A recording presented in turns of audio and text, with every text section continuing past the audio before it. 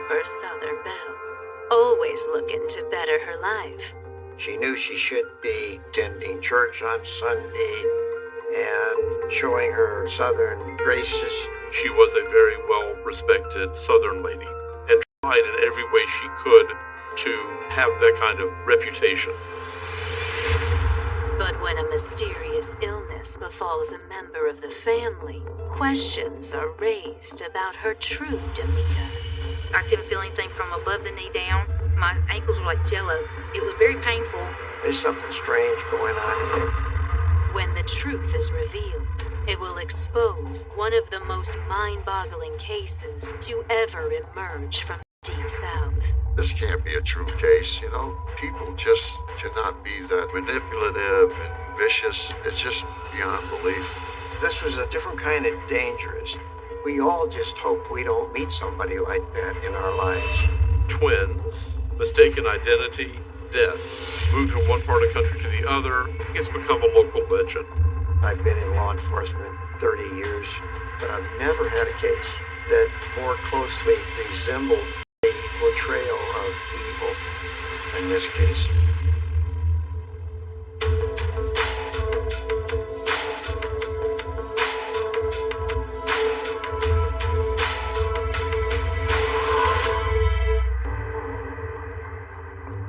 January 12, 1983, Brattleboro, Vermont.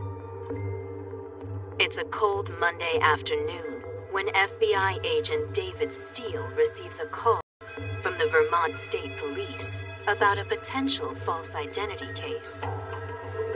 Normally we don't work those types of cases unless we're requested by the local police department. But I received a call from Detective Michael Clare at the Vermont State Police. And Michael's telling me that they've had some interesting developments on a woman identifying herself as Terry Martin. Investigators explain that they first learned of Terry Martin 1 week ago after receiving a call from her co-workers. Terry said to co-workers and friends that she was the identical twin sister of an individual by the name of Robbie Homan, who had died. Terry came up to console her brother-in-law and ended up moving in with her brother-in-law and went to work, story that the co-workers weren't buying. There's been a lot of questions raised as to who Terry Martin was, because the people that she worked with, and even some of the town folks, as soon as they seen her, they're going, that's the same lady. We did a lot of searching of records, and we were left scratching our heads with who could she be and just what is going on. I just felt, let's just go to the source. Anxious to learn about the woman's true identity, law enforcement stake out Terry's place of employment and confront her in the parking lot. We said, we need to talk to you because you're not who you say you are, and we're going to find out who you are right now. She looked to the ground and she said, no, you're right. In a very calm voice, which we weren't anticipating at all. She says, look, take me to the police department and I'll tell you who I am. Back at the police station, Terry makes good on her promise. She identified herself as Audrey Marie Hilley, and she said that she was from Anniston, Alabama. She admitted that she had been masquerading her identity because she was wanted in the state of Alabama. We asked, what do you want it for? And she said, well, some bad check charges. But detectives have no idea that the demure woman before them has been on the run for 4 years, hiding from a crime far more sinister than bad checks. Nobody has the faintest idea what's going on.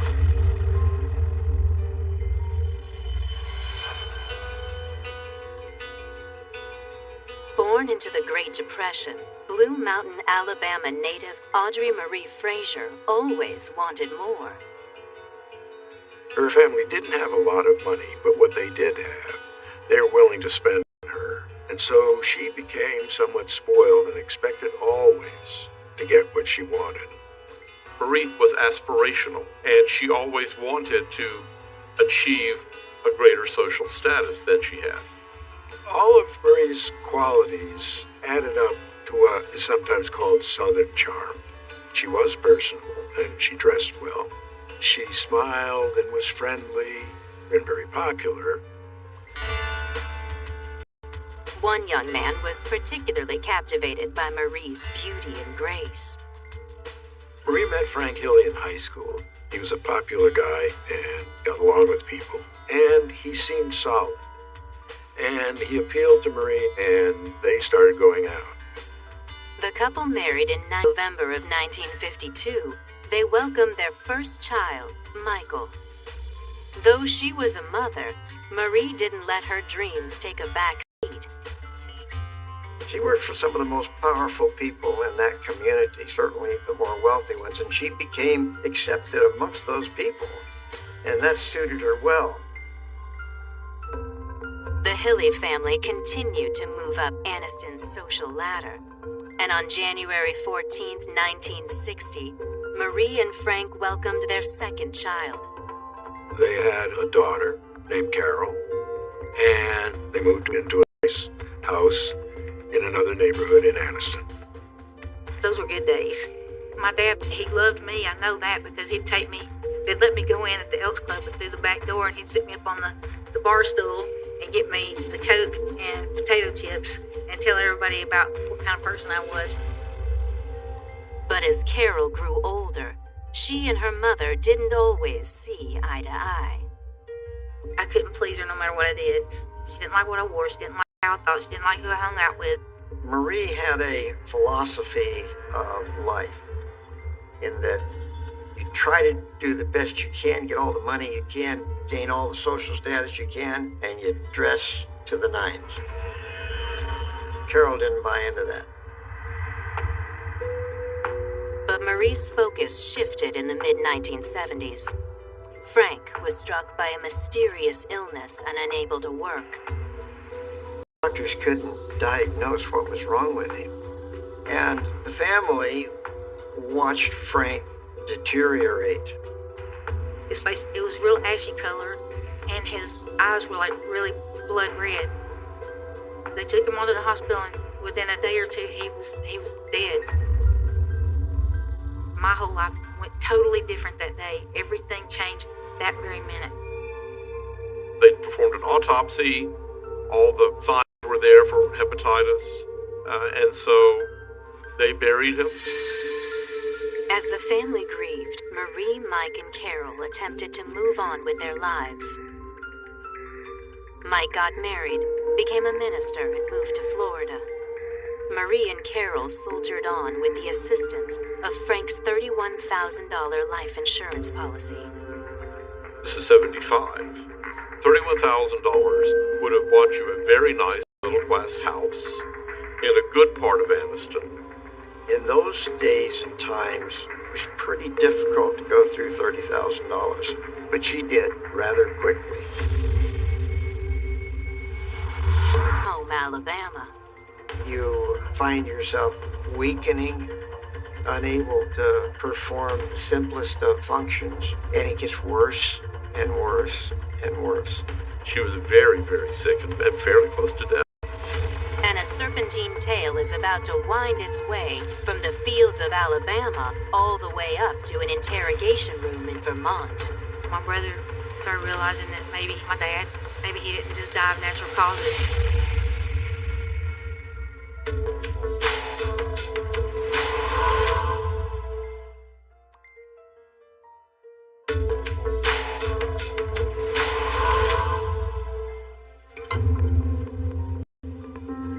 Despite losing her husband Frank in 1975, Marie Hilley, like any proud Southern woman, tried to keep up outward appearances.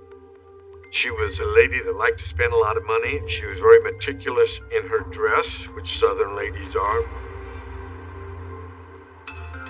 Though her relationship with her daughter Carol had been rocky in the past, by the spring of 1979, Marie was trying to break that cycle, starting by helping her get ready for prom.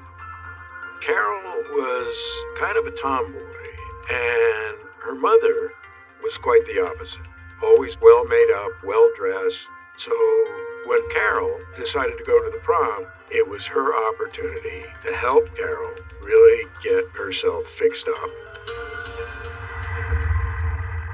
But this night to remember took a turn for the worse. All of a sudden I started feeling kind of nauseated. And then I was okay. A day or two later, the very next Sunday, I started up again, hard and heavy. She eventually was hospitalized and underwent a lot of medical tests to try to determine what was causing the illness. I was starting to feel the tingling in my feet. Later in the summer, it was full blown. I couldn't feel anything from above the knee down. It was very painful. She couldn't walk. In fact, there was nerve damage, and damage to her muscles was quite severe. She was very, very sick and fairly close to death. With Carol's situation dire, family members fear for her life. And to some, like Carol's Aunt Frida, it feels like deja vu. Marie was taking special care of Frank when he was not feeling well. One of the things she did was volunteer to give him injections. And Frida had thought at the time, that just doesn't seem quite right. But it wasn't a major thing. But now, conclusions about what was wrong with her. Frida was reminded of that. She contacted Mike Hilley to find out, was Marie giving Carol any of those injections? Mike immediately called Carol in the hospital and asked, Carol, has Mama given you shots? And her mother was standing there in the room. And Carol said, no. And he said, do you promise? And I said, no.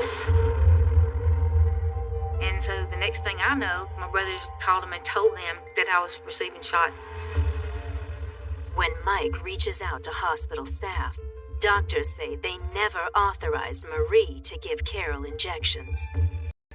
It started at the hospital. She came in there and gave me an injection telling me that it would help me to walk again. So I let her do it. It's at this point Mike Hilley informs the Anniston Police Department about the injections and is shocked when detectives reveal they've been monitoring his mother for some time. She had written a lot of bad checks. It was much easier for people to pass bad checks in the 1970s. It might take them a few days before the police caught up with them. It was a sort of physical paper trail process. On September 19, 1979, police confront Marie Hilley. My mom was up in the room with me that they had put me in, and I saw some men out in the hallway. And she came in and told me, she goes, I've got to go back to Anniston. There was a bad check written, and I've got to go straighten that out. So they were arresting her, so what was really going on.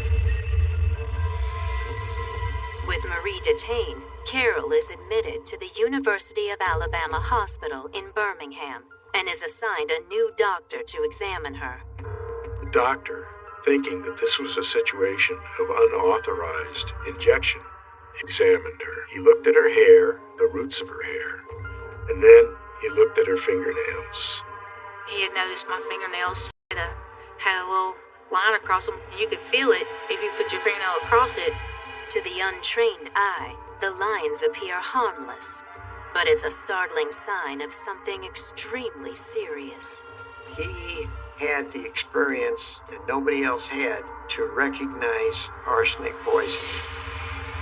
And he saw various telltale signs that led him to believe this girl is being poisoned.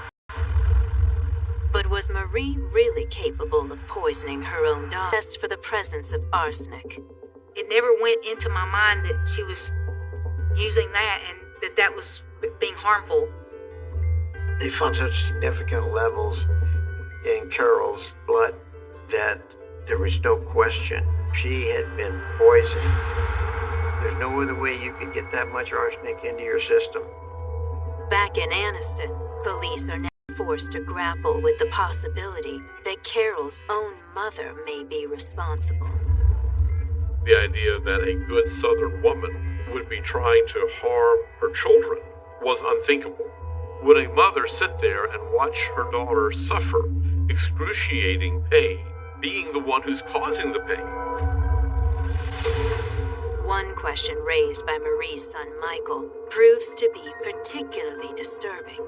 Mike sent a letter to the district attorney's office. He laid out what had happened to his father. My brother started realizing that maybe he didn't just die of natural causes. My mom was having an excuse for his sickness. Of course, nobody paid any attention because nobody really thought anything at that point. The coroner called me and said they think she may have poisoned her daughter and her husband, and we're getting an order to dig up her husband. 2 weeks after Marie's arrest, Frank Hilley's body is exhumed. Through it all, Marie maintains her innocence. When they asked Marie why she gave Carol an injection, she was full of concern for her daughter. She said she was so uncomfortable with the nausea that I wanted to help her, and so I gave her a shot with some anti-nausea medications. Detectives aren't so sure, and instead believe the truth lies in Marie's desire to maintain her social image. She was out spending money that we didn't have. She's always impeccably dressed. So money apparently got spent pretty fast on lots of clothing. With expensive taste and no money to back it up, detectives believe Marie put a new plan into action.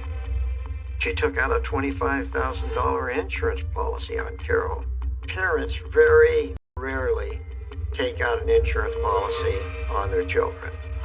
We all expect our children to outlive us, and the logic in taking out an insurance policy on a child is just not there. Though Marie was out of money, could she really be responsible for poisoning her own family? I asked my aunt, do you think Mom did this to me? And she said, yes, I do. Raised that many more. Coming up, the people of Anniston fear there may have been more victims. Police officers were getting tested. I believe some of the neighbors got so sick. Where Marie was, the sickness followed. And Marie makes a run for it. But she was able to escape. I couldn't believe that had happened. I was like, oh my God, what is this crazy woman doing?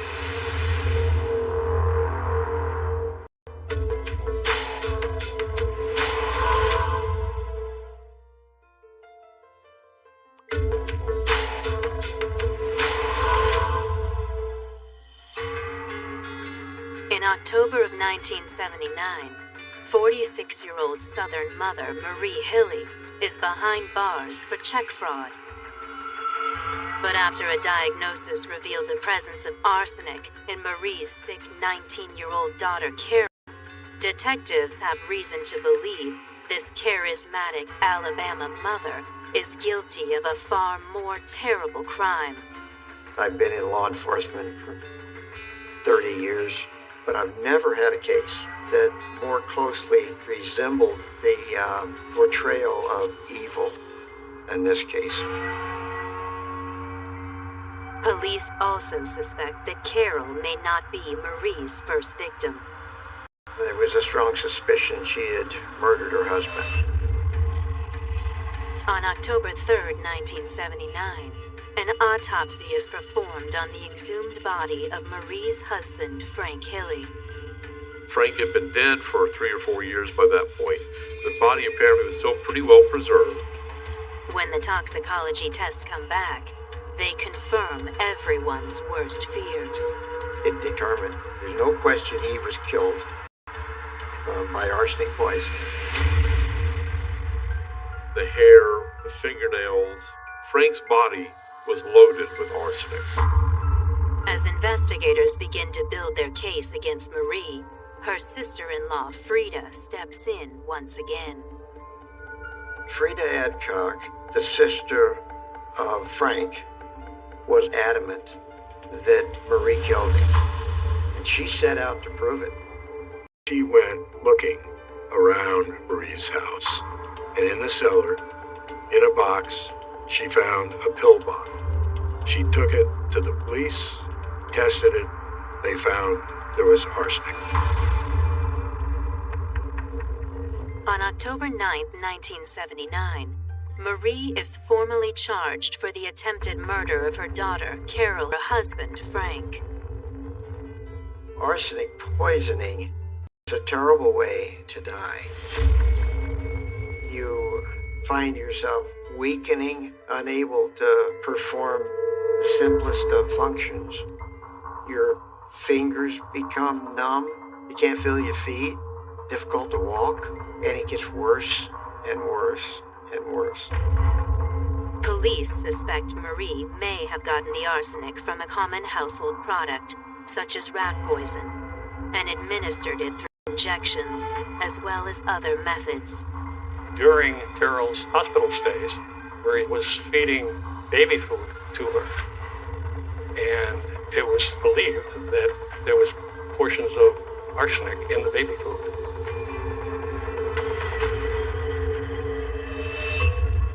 Digging into their records, detectives learned that even police were not immune to Marie's bizarre actions.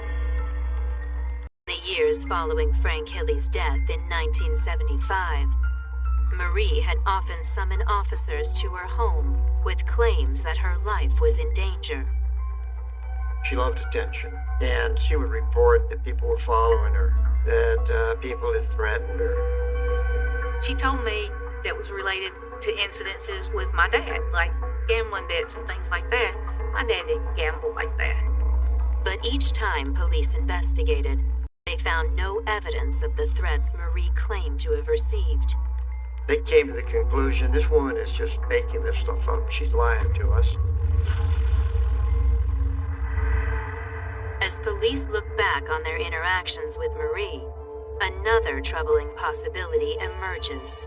Did Marie go so far as to poison police officers in her home? She was typical Southern hospitality. They come in the house, she offers them something to eat. They had no reason not to accept her hospitality.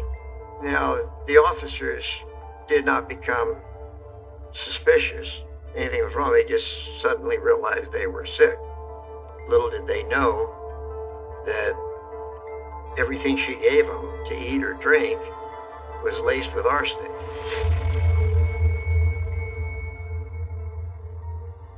There's a lot of sweet ladies, but she just wasn't one of them.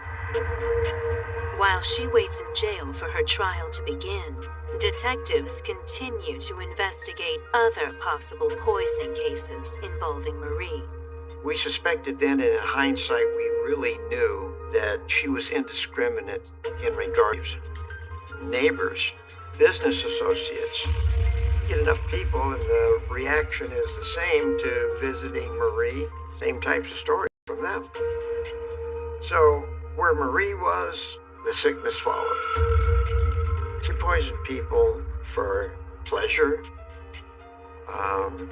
for profit. She had a motive in most cases with her poisoning, but not always. She was an enigma, and she was impossible to truly understand. Marie remains in jail for 2 months as her attorneys attempt to secure her release until the start of her trial. She finally makes bail. I think it was only about $14,000. So her lawyers get her out of jail. Now, her attorney, Wilfred Lane, didn't want anybody contacting her, seeing her, having anything to do with her. So he took her over to Homewood, Alabama, and he put her up in a hotel there.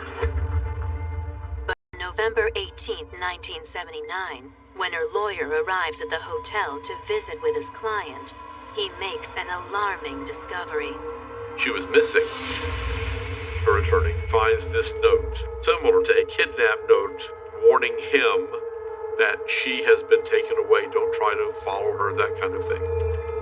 But as police compare the note with a sample of Marie's own handwriting, a kidnapping looks less and less likely. That handwriting looked similar, and so everybody figured she'd just run away, and she had left the note herself. She didn't fool anybody with that. With Marie on the run, police begin a massive search. In those days, the manhunt consisted of calling the FBI, putting her picture, description out to all the FBI offices, all the police stations. We had people looking for her in every state in the United States. As the days turn into months, there is a growing concern that Marie may never be seen again. For police, it was very frustrating. You could see it in their eyes. You could hear it in their voices. The system had let her get away, and now, how are they going to find her? Coming up, a case of false identity turns the investigation on its head. You got this person claiming to be somebody that they're not. All the stories this person told to her friends and coworkers didn't make a lot of sense. And that just added to the suspicion as to what really is going on here. Got something here. What is it? It was one of those things where anyone that goes to that length to pull off something like that, it's just beyond belief.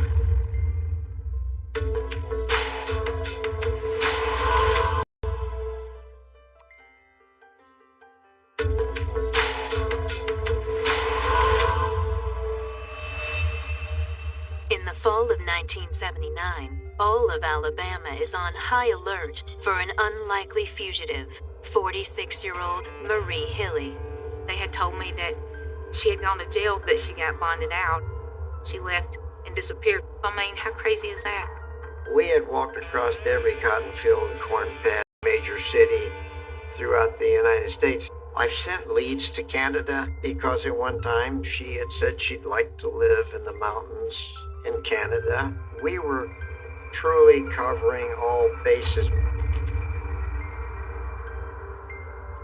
More than 3 years pass with no sign of Marie. Then, over 1,000 miles away, a seemingly unrelated event is about to rock the investigation.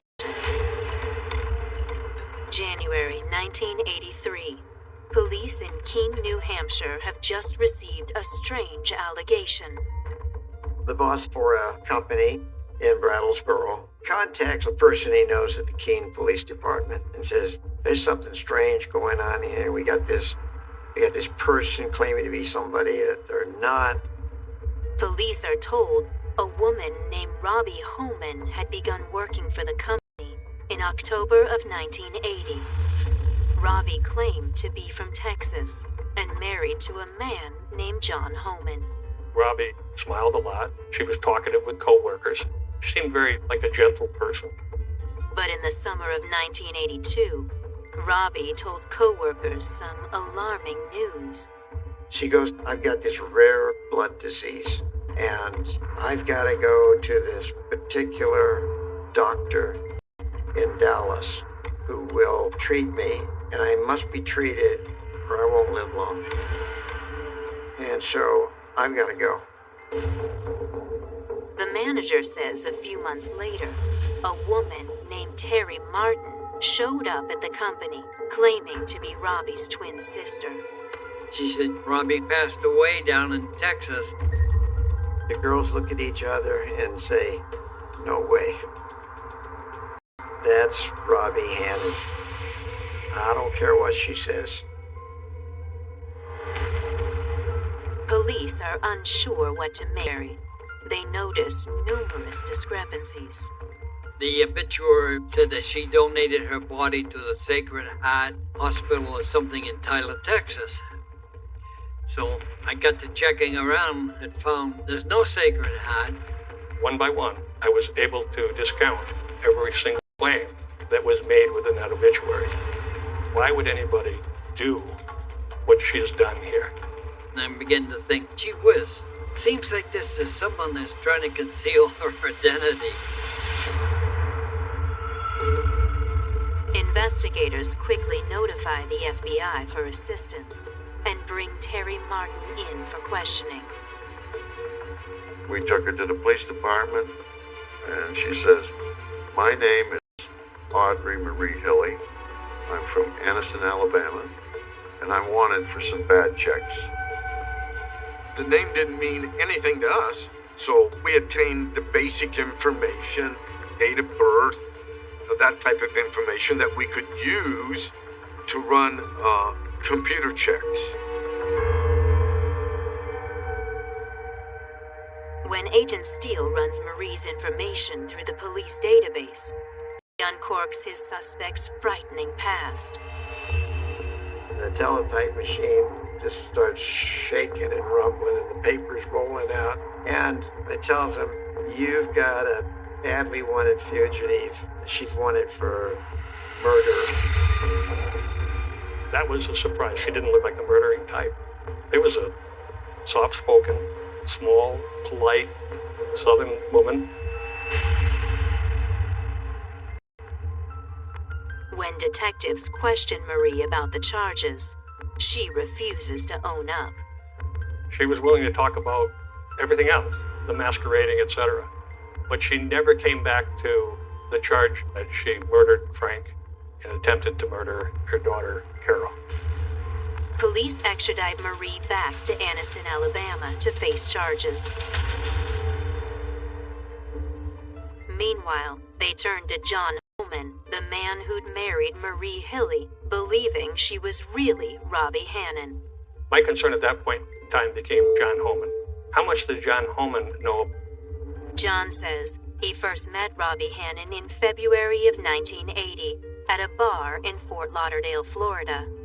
They developed a relationship. She, however, was not crazy about Florida. And she had always had the idea that it would be nice to be somewhere where there had snow. They get a lovely little cottage in a place called Marlow, New Hampshire. And they're living happily. But John tells police that after they married in May of 1981, their happiness did not last long.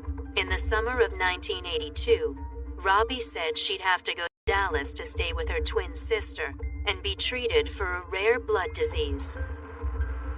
And John's all easygoing. He says, okay. So she travels to Dallas, Texas. John tells police that several months later, he received a phone call from his wife's twin sister, Terry Martin. She tells John that she is sorry to be the bearer of bad news, but Robbie has died. She said, I'm leaving now to come see you. That's what Robbie wanted me to do. So in a couple of days, she shows up on John's doorstep. She had changed her hair color and put her makeup and stuff on differently, but her face was still the same. She looks the world like Robbie Hannon because she is Robbie Hannon, who is really Marie Hill. So John looks at her and says, come on in. So she comes in and she takes up residence as Terry Martin. When police ask John if he's aware that Robbie and Terry are the same person, he's taken aback. John says, no, it just can't be. He was not about to be convinced. Eventually, he accepted it. But then his strongest reaction was when we talked about Marie being wanted for the murder of her husband Frank and her daughter Carol. He felt that that just can't be true. I know this woman. You had to feel sorry for John Holman. He was pretty well duped, but he stood by her all the way through. Coming up, prosecutors attempt to convince a jury that the petite Southern woman before them is not what she appears. The charm, the intelligence, the nice social graces, combined with some really evil impulses. And the case takes one final, unbelievable turn. The note says, I'm leaving the country. The story that I thought couldn't get crazier is now crazier. Will it ever end?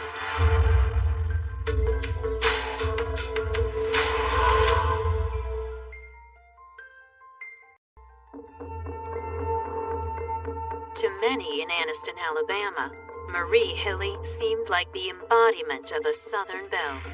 She had class, beauty, and respectability. But prosecutors believe that under that carefully cultivated image lurks a manipulative killer. She literally could have taken this script from any of the soap operas. It involved twins, mistaken identity. It involved moving from one part of the country to the other, one of the twins dying. She was not stupid, and you have to be quite clever to pull off what she did. As Marie awaits her trial in an Alabama jail cell, few people rush to her defense. I went to see her at the jail, and she's got tears rolling down her eyes, and she says, "You know I love you." Yeah, buddy, I know. I can see it in your face. And anyway, that was nice to her. I felt bad. She's in jail. She's not going anywhere this time. Through it all, one man stands by her side. Her husband, John, still remained loyal to her. He moved down there, he established a residency. He was going to stay with her until she got out.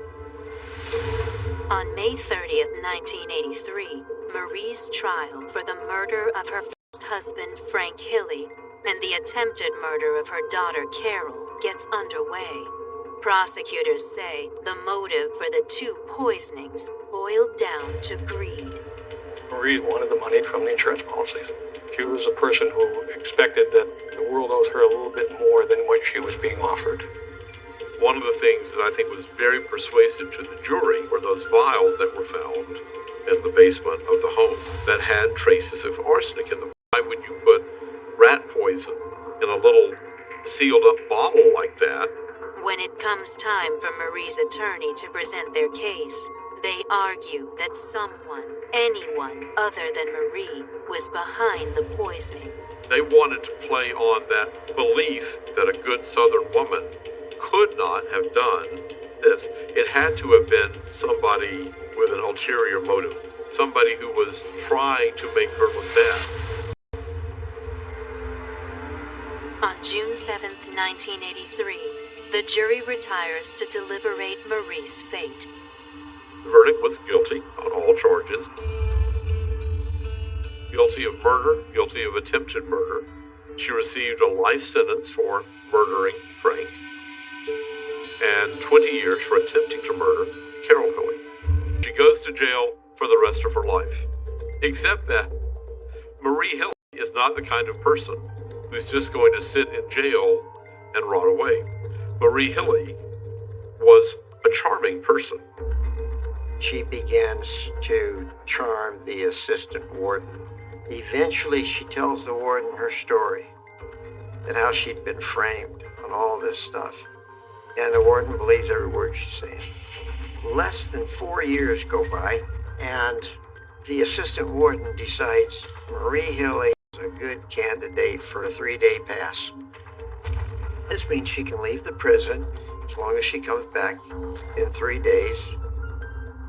On Friday, February 19th, 1987, after 3 years in jail, Marie is picked up by her loyal husband, John Holman, and the couple checks into a boarding house in Anniston, Alabama. Marie is with John for those 3 days. It's time for her to report back to the prison. And Marie says, "John, before I leave, I really want to visit my mother's grave, and that's just 2 blocks across the street, so I'll meet you at the Waffle House on the corner over here." At the Waffle House, John waits patiently for Marie, but she never appears. He quickly realizes something is very wrong. John goes back to their room and notices there's a note sticking out under the pillow. The note says, "I love you, John. You're the only love of my life, but I can't go back to that prison. I'm leaving the country." So here we go again. History has repeated itself. She was gone again. John picks up the phone and calls the sheriff. A massive show of law enforcement hits the streets and surrounding communities. What really bothered me was how could this woman manipulate the penal system in Alabama to the point where they let her out on unsupervised leaves from the jail. I couldn't believe that happened. 3 days go by. Nobody gets any lead on where Marie is or where she's gone. Weather is brutal, wet, and cold, icy. Marie didn't rest for winter weather. We've all speculated now what happened to her. John Hoban was still here. He didn't know. Everybody is wondering, where is she? Detectives get a break in the case. A woman who lived in Blue Mountain, the part of Anniston where Marie had grown up, looked out the window and she saw someone lying almost still on the porch. It seemed she had just traveled for miles through mountainous terrain. She's bleeding. She's bruised. Her clothing is torn from her body. The lady calls the police. Immediately, the police respond and call an ambulance. When EMTs arrive, they realize the woman is Marie Hilley. They load Marie up, put her in the ambulance. As they're taking her to Anniston Memorial Hospital, she dies before they get to the hospital of hypothermia. Nobody ever got to question her. Nobody ever knew what happened. While Marie's death is the final chapter of an unbelievable story, more than 30 years later, the impact of her twisted behavior is still being felt. I've gone through a stage of hating her, and now I'm to the stage I really don't care. I live in my life. It's like that was someone in another life that is gone and over. People are still curious what would cause one human being to do that to another human being, especially if they come from a culture where it surprises you. A typical nice Southern lady is our local legend, and I hope we don't have another one that comes along. One is enough.